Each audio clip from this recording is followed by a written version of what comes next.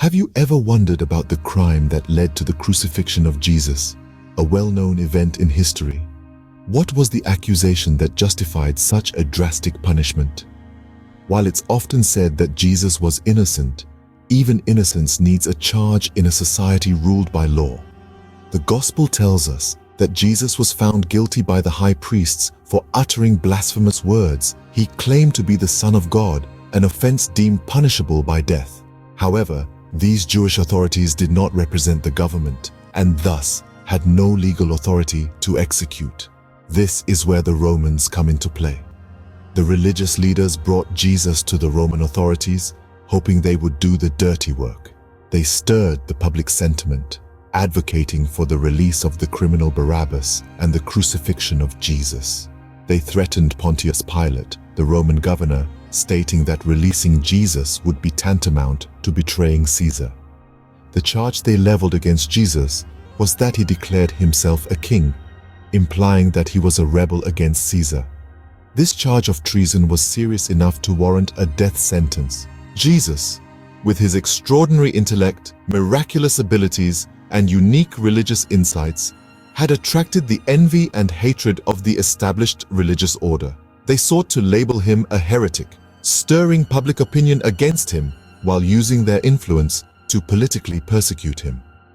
Why would politics play into the hands of religion? Simply put, King Herod sought to use religion to further his own rule. The conviction of Jesus was merely a tool for political gain. Moreover, the masses, manipulated by political and religious propaganda, became another force behind Jesus' crucifixion. When Pilate asked the crowd what to do with Jesus, they cried out, "Crucify him." The intensity of their outcry overpowered any remaining conscience in Pilate, prompting him to hand Jesus over for crucifixion. However, if we shift our perspective to God's, the reasons for Jesus' death take a different turn. From this viewpoint, everything was part of God's plan. The prophet Isaiah tells us, "It was the Lord's will to crush him and cause him to suffer, and the Lord made his life an offering for sin."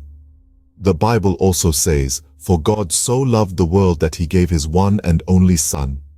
From Jesus' own perspective, his death was voluntary.